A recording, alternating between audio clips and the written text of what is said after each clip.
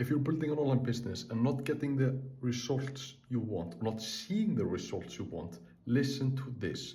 What you need to adopt as your mindset, as your paradigm, is being patient with the outputs and be impatient with the inputs. That's something I've been working on a lot these past days and weeks especially. I moved abroad, so I didn't have much time to work on my inputs. What happened? The outputs were shit. But then, when I started putting the inputs, nothing happened straight away. The first few days, nothing happened.